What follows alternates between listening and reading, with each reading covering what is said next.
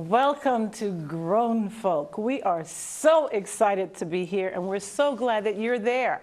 We are the new talk show for senior women and those we love and want to take care of. And I'm here with some beautiful women to my right. If I may introduce them, at the far right is Michelle Levy. Well, hi, how are you? Nice to see you. This is our Virgin, may I say? Oh, that's opening it up already. Virgin Meeting on TV. Oh, that was wrong. Oh, but that was so Michelle. Okay, sorry. And the lovely Miss Linda Franklin. Thank you, Summer. It's just a pleasure to be here. I just love what we're doing, and you guys are going to love it too. We promise. And Miss Karen Head. Hello, everyone. What a thrill to be addressing the topics that so many of us who are over 50 want to know about. We're glad you're here. Absolutely. Yeah. Lourdes Bryant. Well, hello to everyone out there. I'm thrilled to be part of this group of wonderful women, all of us over 50. We may not look it, or at least we're fighting it every step of the way. We don't think we look it. But we are thrilled to bring this to the viewing audience so that we can have a focus on what women of our age want to talk about and what we want to be involved in. So please join us in this journey that we're starting today. I totally agree with what Lourdes just said. I'm so excited because I've been working on this project for over a year, but I'm 63 and I've been thinking about my life past the age of 50 for 13 years, and I've been wondering why I have to kind of be pushed to the side or made to feel like I'm being pushed to the side. So I decided to develop this show and bring in some gorgeous, talkative women with me so we can talk about being over 50, being over 55, how we feel about it, and all the things that we deal with, right, ladies? Yeah. And all the things we want to happen and all the industries we want to respond to us because there's things we're looking for out there that we can't find, like clothing. Oh, dear. That's a biggie. Isn't it difficult? Wait. It's a challenge. I can find clothing, okay? Even though I'm a 50. Wait. We're not talking about you. You know what? Everybody You shop over at the junior 55 is not hot, somewhat, okay? It isn't. We're not. I mean, we're not. I'm older, but I'm not dead yet. Thank you. I mean, it's good. Thank you. It's all good. But don't you think that some of the fashion shows, when you see some of the fashion shows or the new runway models, et cetera, it seems to always be geared towards the backless or, Oh, yeah. you know, The shorts. cut too low or, Yeah. you know, so yes, you can find things, especially if you've kept your weight down. Yeah. You But had to say that, didn't you? she did. Yeah, we have to say that. Because she has. But just because you're older does not mean you're not in good shape, and that is Yeah. basically Yeah. what's happening here. Well, It's the general population. Some of us look, better than our Yeah. children. Yeah. yeah, we're no longer our grandparents. That's right. And if, even you though know, we're all Absolutely. grandparents. Whatever that meant. Well, I only say that because I'm in a quandary always as to how to dress. I love leggings. I love big shirts. but I'm not really into the pantsuits yet. I think I own one, and it's mint green, and I use it for auditions. Well, probably the pantsuit era is over anyway. You think so? Oh, I don't know. They're selling absolutely. like hotcakes out of some Absolutely. stores. I don't know, Yeah. Hillary may disagree with you. You're right. She really needs to change her style. Sorry. Hillary needs a makeover, actually. Well, but maybe because the women do wear the pants of these days more than Oh, yeah. we used to, Yeah. okay? Yeah. We're not like these cute little, pretty little wannabe Barbie dolls, Well, we also- We have actually brains, and We also- we've accomplished a lot in the last numerous years. Absolutely. Like We've our also parents and been the grandparents. breadwinner in our family, some of us, and Oh, you a know, lot not of having us. demand. So we had to. But pantsuits, to me, aren't attractive on any woman. Oh, Oh, well. I just don't well, care I for do them. wear them for auditions sometimes because that's required I didn't of me. say we don't wear them. I said I didn't think they were not attractive. Well, what do y'all think about the women being the breadwinners today? There are a Oh, lot of us gosh. out there that are Oftentimes breadwinners. we're forced to I be was, because yeah. we're divorced or we've lost our spouse or our partner, and we turn around and find ourselves in a position where we got to get out there and bring home the gravy, so You to bet. speak. And And I did. think a lot of us don't ever really believe that it could happen to us. I mean, I'm Yeah. prime example of being a suburban housewife with Yeah. the 2.3 children and the house with a picket fence. And things sometimes do change. We don't Yes, recognize they that. changed for me too. And- I don't have yeah. any of that anymore, but it's coming. You don't give up. Just because you get our age, you don't give up because the best is yet to come. Y'all remember that. Linda. Y'all remember that. You've just got to keep trying and you got to strive for what you want in life because it's never too late. Here, here, It's here. never too late. Don't And I ever let your age get in the way of what you want in life. Especially And a hot guy. And I can tell you, Or a younger one. A younger one. Oh, a younger Thinking one. more about money. Oh, so we need to talk about dating at some point because a lot of us are looking for partners again, I or for the found first time in mine. some cases. You just found one 3 years ago. 5 years ago. Yeah. 5 years and then ago. when you get into that, you have to be concerned about, okay, I have my stuff. I have a house, I have investments, I have retirement or whatever. And that cute guy over there, what does he have? Okay, he lives in an apartment. That's fine. He has a good job. That's fine. I like him. He likes me. Do we get together? Or do we say, no, we can't get together in marriage because Oh, I we have can my sex. stuff. We can have sex, right? For me, And you have your stuff. But then some people, what about for you, Linda? For me, it doesn't really matter what the other person has. What really matters to me is their intelligence. Okay. I mean, if Well, you but don't yes. have anything and you're a dummy, you're ghetto, and I mean, that's just out for me. I mean, if you don't walk the talk, and I really mean talk like you got some sense, I can't handle it. And I don't care if you're rich. You know, I can't go there. Well, Sorry. some people, And I agree to some point with there because I wasn't looking for a husband, but when it came around, he was there. And I always have had 3 criteria for a man. He has to be intelligent so we can have a conversation. He has to have kindness. He has to have a heart where he's generous and that's shares. good. And he has to have a sense of humor or he could not live with me. And on that Exactly. note, we often Exactly. have to talk about more serious things like Oh, yes. the final plans that we have to make for the next 30 years because we're already in our 60s. I'm not. And Wait, wait, along that line, a couple of us have run into a couple of challenges in our life that we want to share with the audience. And we've brought 2 guests on to come join us, and they are Donnie Green, who is the manager of aging programs with the North Texas Area Agency on Aging, and Pam Brandon, who is a caregiver instructor.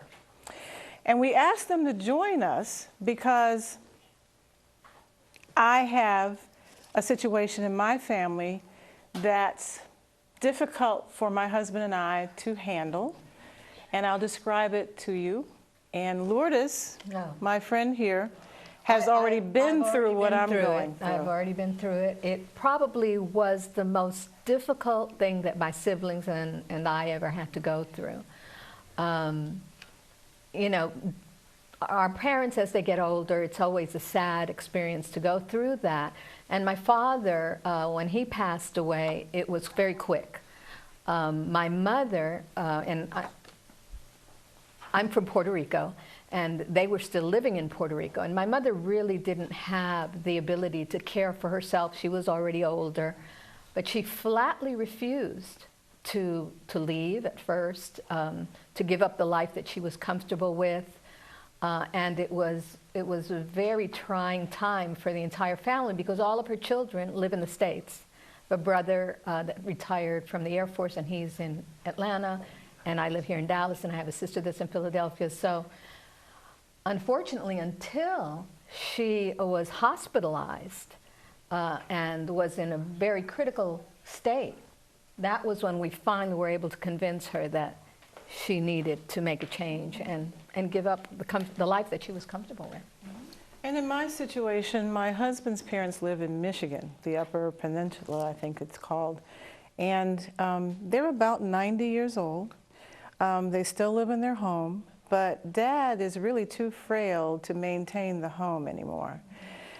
And my husband's stepmom has just a touch of dementia, and sometimes she goes to the market and doesn't come home for several hours. And we are very concerned about them up there because they live in the house by themselves. Yet my husband's father will not allow my husband to help him with the budget or keeping up with the phone bill. Sometimes we call up there and the phone's not on. The electricity sometimes is cut off. We don't know the neighbors' names. We don't know how to get in touch with them so that we can check to see if the grass is cut. So we have asked Pam and Donnie to come in and sort of help us figure out what we, in Lourdes' case, could have done perhaps, or maybe she did the right thing. And in my case, what can we try? We're looking for ideas here because we've learned that many of you out there are going through the same thing that Lourdes and I are going through. Right, Karen? I have been there, not as in the same circumstances as you, but I took care of my grandmother after my mother died, who had Alzheimer's, and it was extremely difficult. It was very difficult. So yeah, we've all had similar experiences. So help us begin to unravel this. In Lourdes' case, her mom was in Puerto Rico. All her mom's children were here in the U.S.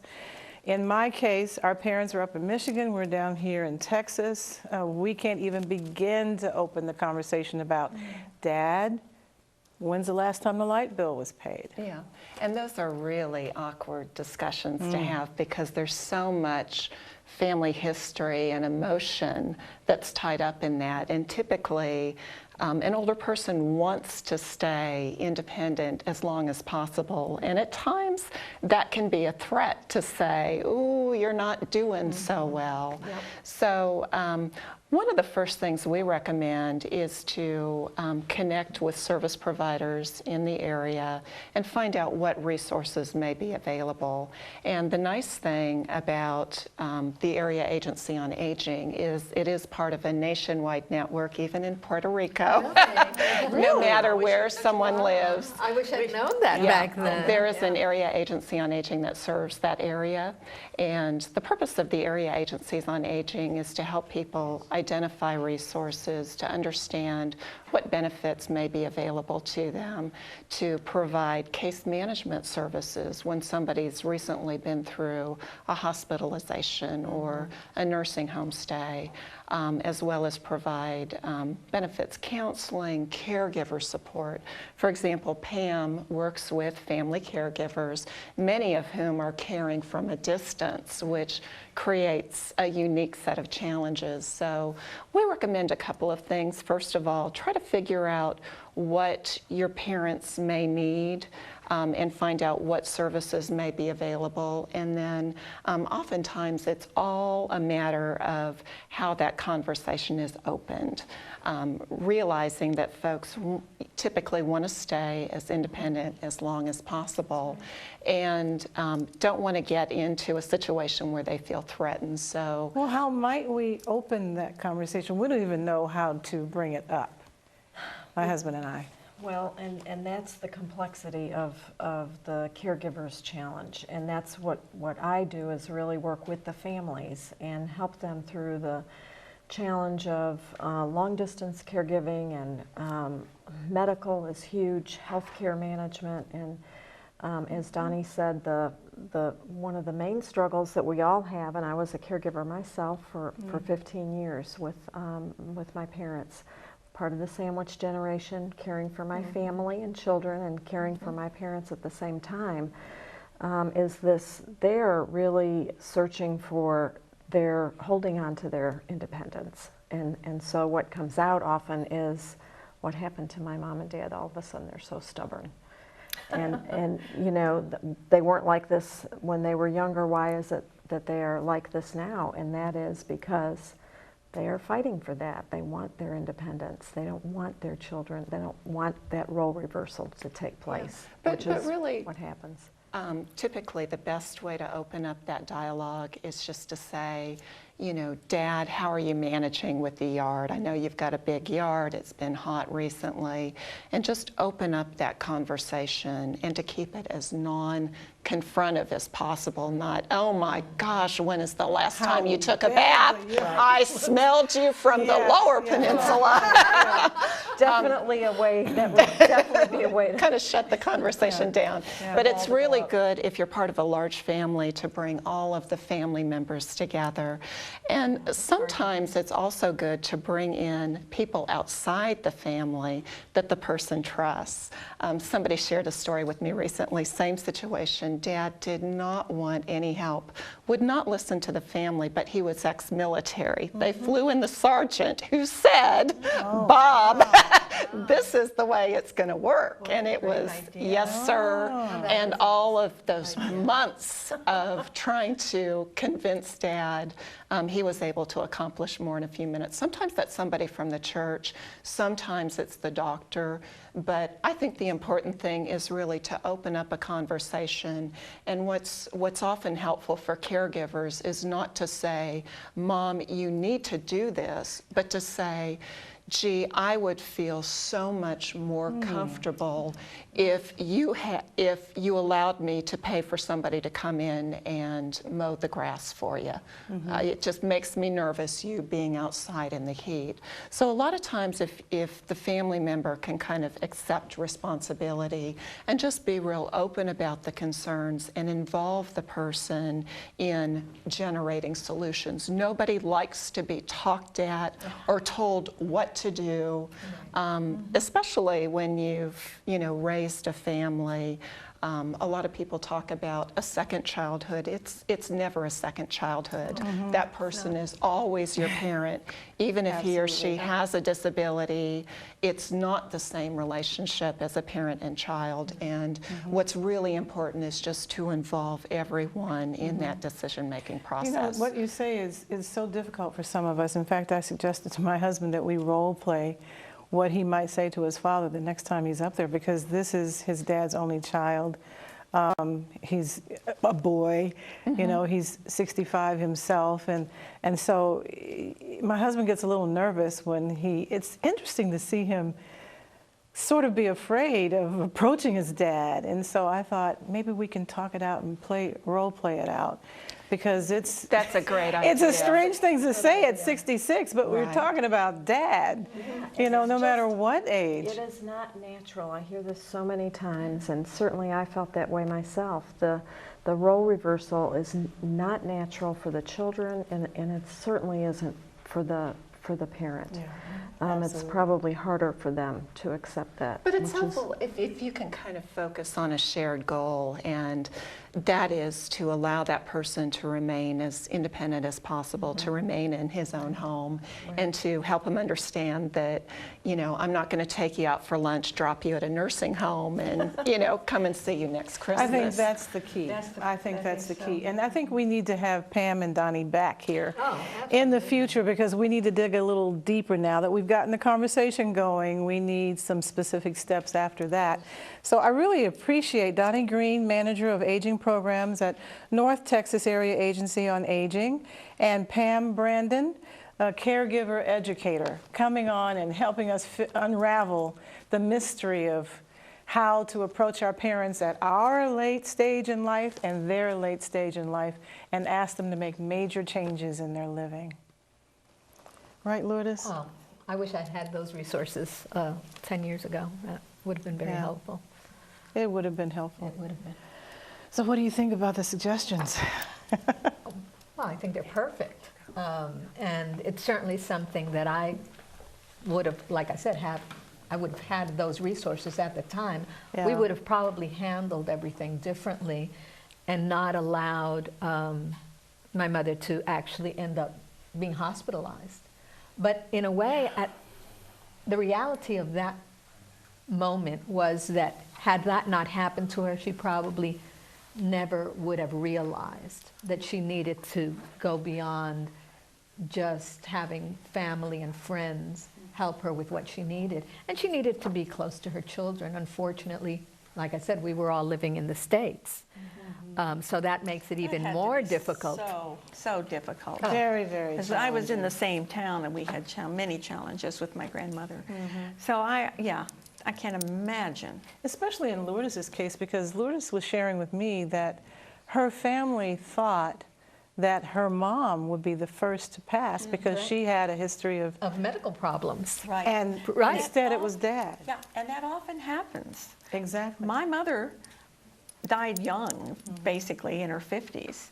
And Dad went on to live to be 92 years old with several little strokes. And we had some challenges with Dad, but he was married again to a wife and she took care of him. We didn't have to do that.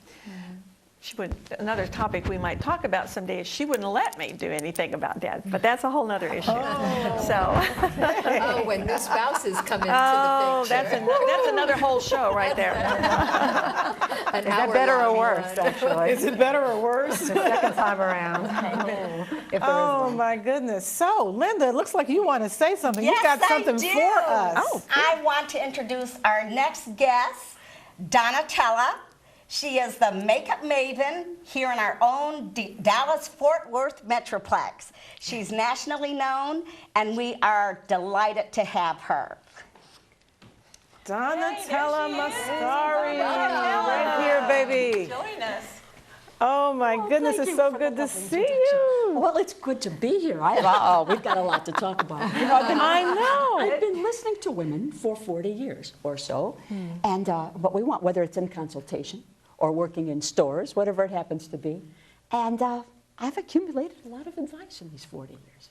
I have a lot to give, and so I'm hoping to be invited on subsequent shows because there's a nice little list of things that I want to discuss. Well, Karen can attest to the fact that we held a happy hour at one of the premier communities in Dallas, out in Fairview, Heritage Ranch Country and Golf Club. Hello, Heritage Ranch. Remember us? I'm sorry I didn't make it to the happy hour, but I'll make it to the next one. Lourdes wasn't there. Absolutely. They gave us great feedback. Actually, they were very instrumental in shaping this show. Yes, they were. And they brought up some things that they wanted us to talk about. That's why I asked Donatella to come and join us, because the ladies out there wanted to know some makeup tricks specifically for us at our age that address certain things here and here and here and here that we can do without surgery, right, ladies? Yes, absolutely. Absolutely. Absolutely. What can we do there? Well, first of all, we need to realize that we do have choices.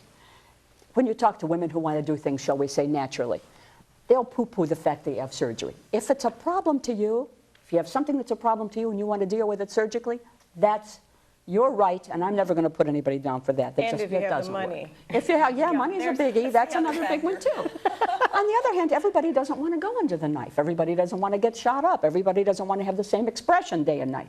So, so I just remember I was watching all you women. I thought, gee, maybe I should wear stockings. And somebody just on my way in told me that my stockings were wrinkled, and I'm not wearing them. But yeah, we have lots of things to address. We're just very much like we were when we were 20 and 25. We're just in different In our heads. Maybe not our bodies and our creaky bones. But we're not invisible. You know, when I was growing up, when most of us were growing up, we were invisible. My mother used to sew, and she would get catalogs, and I won't say what company the catalogs, she'd sew. And we would go through there, and there were misses and juniors and women's and all kinds of things. And then there was, if you were over 40, and I remember this, Oh, yeah. Mrs. remember those. Exeter. All right? You were either married or you were an old maid. I mean, those were the choices. That was yes. it. Yes, you know? I remember And that. I remember those days. the clothes were, you would wear an apron. An apron wasn't a cute little apron like Yeah, it is yeah. now. An apron meant that was your house dress. Yeah. All right? And so you would wear an apron, or I guess if you went to church or some kind of meeting, or maybe some kind of little girl party or what kind of thing, then you would get dressed. And these were the clothes for that. Well, we're out of that. We're out of that with Oh, makeup, God, with we've come so clothes. far. And we have so many choices, not just surgery or not surgery. Any kind of makeup, you pick a look. You want to be beautiful in country or gypsy with a beautiful long skirt. You know, you can do that kind of thing, billowing things. You can be the businesswoman that we still are. So if you're that's going to who we help are, us we're gonna whether we work want to with go these to a things. wedding or That's if we right. just want to go out to dinner. We have a lot of issues. A lot And of these little tips are going to be simple. simple, because that's That- what I want, is simple, and that doesn't have anything to do with old or younger. I just like to blow and go, do this, and you know, get out of the house and take care of it.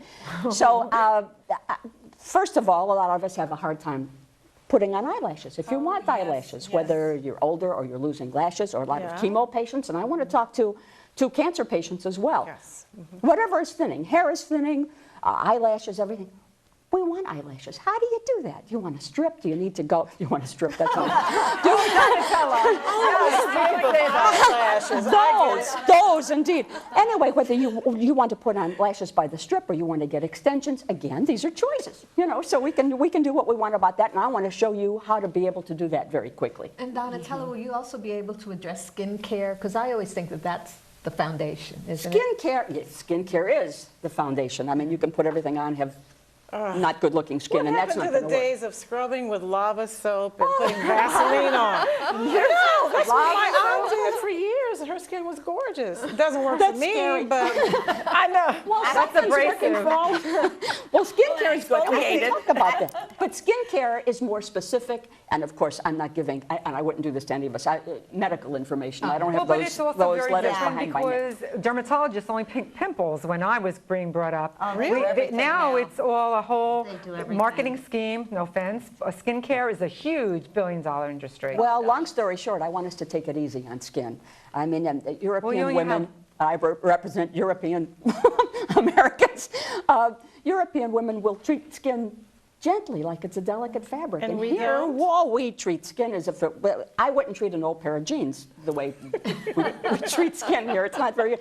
So I want to address adding lashes. I want to talk about skincare. Okay. I want to talk about, just lots of little things. Color and eyebrows. Yes, and yes, yes. all- All of that. yes, darling. We're not indeed. going to give it all away because no, that's a teaser about what And one Miss thing for Mascari sure, is going to be doing Can you in the believe future. that? My last name, Mascari, and that's my Mascari. real last name. And we're Mascari, going not to take care Mascari. of everything. Mascara, All we're going right. to talk about blush placement, everything. Well, those are some of the things we're going to be covering, along with all the other topics we talked about here on Grown Folk. But before we go, I want to thank a few people that helped us get this show on the air.